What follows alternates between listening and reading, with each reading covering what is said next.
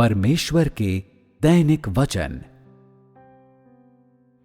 मनुष्य को भ्रष्ट करने हेतु विज्ञान के उपयोग में मनुष्य की जिज्ञासा को संतुष्ट करने के लिए शैतान विज्ञान के नाम का उपयोग करता है। विज्ञान का अनुसंधान करने और रहस्यों की छानबीन के लिए मनुष्य की इच्छा को संतुष्ट करता है। साथ ही विज्ञान के नाम में मनुष्य के जीवन की गुणवत्ता को निरंतर बढ़ाने के लिए शैतान उसकी भौतिक आवश्यकताओं और उसकी मांगों को संतुष्ट करता है। इसलिए शैतान इस नाम में मनुष्य को भ्रष्ट करने के लिए विज्ञान के तरीके का इस्तेमाल करता है। क्या यह सिर्फ मनुष्य की सोच है या मनुष्य के मन में है जिसे शैतान विज्ञान के इस तरीके का इस्तेमाल करके भ्रष्ट करता है? हमारे आसपास के लोगों, घटनाओं एवं चीजों के मध्य जिन्हें हम देख सकते हैं और जिनके संपर्क में हम आ सकते हैं, और ऐसा क्या है जिसे भ्रष्ट करने के लिए शैतान विज्ञान का उपयोग करता है? प्राकृतिक वातावरण। तुम सब सही हो। ऐसा प्रतीत होता है कि तुम लोगों को इसके द्वारा भारी नुकसान पहुंचाया गया है और तुम भी इसके द्वारा बहुत अधिक प्रभावित हुए हो। मनुष्य को धोखा देने के लिए विज्ञान का इस्तेमाल करने और मनुष्य को धोखा देने के लिए विज्ञान की सब प्रकार की विभिन्न खोजों एवं निष्कर्षों का उपयोग करने के अलावा साथ ही शैतान जीवन जीने के इस वातावरण के मनमाने विनाश एवं दोहन को क्रियान्वित करने के लिए विज्ञान को एक माध्यम के रूप में भी इस्तेमाल करता है, जिसे परमेश्वर के द्वारा मनुष्य को प्रदान किया गया था। वह इसे इस बहाने के अंतर्गत करता है कि यदि मनुष्य वैज्ञानिक अनुसंधान को क्रियान्वित करता है तो मनुष्य का जीवन जीने का वातावरण और बेहतर होगा तथा मनुष्य के जीवन जीने के स्तर निरंतर बढ़ेंगे। और इसके अतिरिक्त उस वैज्ञानिक विकास को मनुष्य की दैनिक रूप से बढ़ती हुई भौतिक आवश्यकताओं और नित्य जरूरतों का ध्यान रखने के लिए किया जाता है ताकि उनके जीवन की गुणवत्ता को बढ़ाया जाए। यदि कारण ये नहीं है तो वह पूछता है कि विज्ञान का विकास करके तुम वास्तव में क्या कर रहे हो? यह विज्ञान के विषय में शैतान के विकास का सैद्धांतिक आधार है। फिर भी विज्ञान के पास मानव जाति के लिए कौन कौन से नतीजे हैं? हमारा तात्कालिक वातावरण किन चीजों से मिलकर बना हुआ है? क्या उस वायु को जिसमें मानव जाति सांस लेती है दूषित नहीं किया गया है? क्या वह जल जिसे हम पीते हैं अभी भी सचमुच में शुद्ध है? नहीं। अतः उस भोजन के विषय में क्या कहें जिसे हम खाते हैं?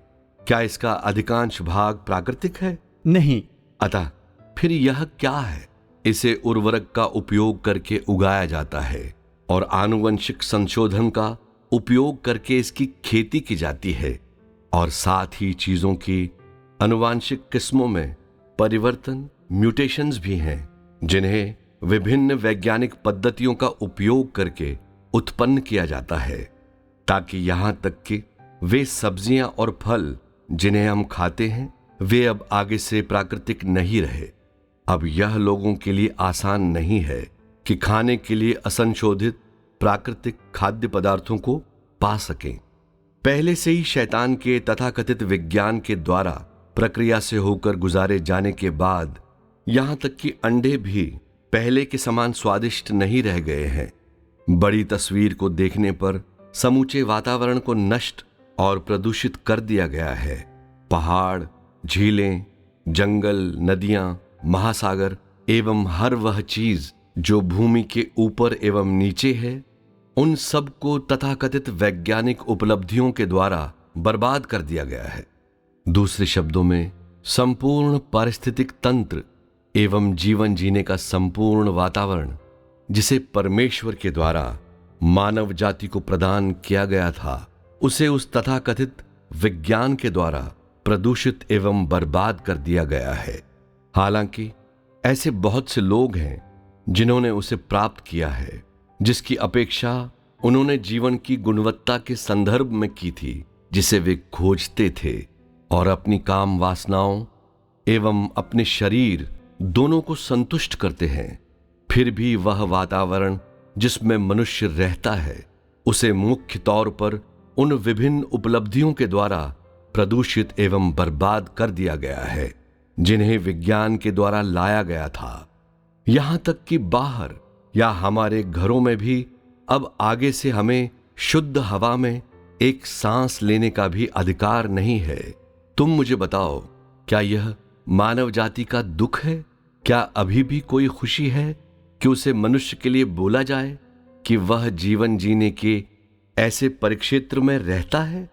मनुष्य जीवन जीने के इस परिक्षेत्र में रहता है और बिल्कुल शुरुआत से ही जीवन जीने के इस वातावरण को परमेश्वर के द्वारा मनुष्य के लिए सृजा गया था।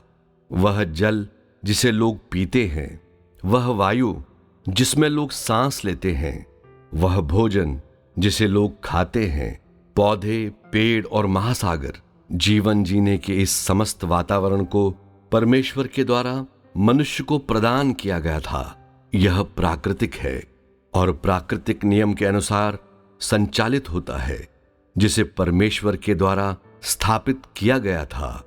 यदि कोई विज्ञान नहीं होता और लोग उसका आनंद उठा सकते जिसे परमेश्वर के मार्ग के अनुसार मनुष्य को प्रदान किया गया था, तो वे खुश होते और उसके अति प्राचीन मूल रूप में हर चीज का आनंद उठा सकते थे। फिर भी अब यह सब कुछ शैतान के द्वारा नष्ट और बर्बाद कर दिया गया है। मनुष्य का जीवन जीने का मूल परिक्षेत्र अब आगे से अपने अति प्राचीन मूल रूप में नहीं है, परंतु कोई भी यह पहचानने के योग्य नहीं है कि किसने इस प्रकार के परिणाम को उत्पन्न किया है या यह कैसे हुआ है। और इसके अतिरिक्त और भी अधिक लोग शैतान के द्वारा उनमें डाले गए उन विचारों का उपयोग करने के द्वारा और सांसारिक आंखों से विज्ञान को देखने के द्वारा विज्ञान को समझते हैं और नजदीक आते हैं। क्या यह अत्यंत घृणास्पद एवं दयनीय नहीं है? शैतान के साथ अब उस परिक्षेत्र को जिसमें मानव जाति अस्तित्व में है और उसके जीवन जीने के वातावरण को लेने और उन्हें इस स्थिति तक भ्रष्ट करने और मानव जाति के साथ निरंतर इस रीति से विकसित होने के बाद क्या परमेश्वर के हाथ से इस मानव जाति को पृथ्वी पर से मिटाने की कोई आवश्यकता है जो अत्यंत भ्रष्ट हो चुकी है और जो उसके प्रतिकूल हो गई है? क्या परमेश्वर के हाथ से मानव जाति को नष्ट करने की कोई आवश्यकता है? नहीं। यदि मानव जाति निरंतर इस रीति से विकसित होती रहती तो वह कौन सी दिशा लेगी? बर्बादी। मानव जाति को किस प्रकार बर्बाद किया जाएगा? प्रसिद्धि एवं लाभ के लिए मनुष्य की लोभी खोज के साथ वे निरंतर वैज्ञानिक अन्वेषण एवं गहरे अनुसंधान को क्रियान्वित करते रहते हैं, तो वे लगातार अपनी स्वयं की भौतिक आवश्यकताओं एवं काम वासना को संतुष्ट करते रहते हैं।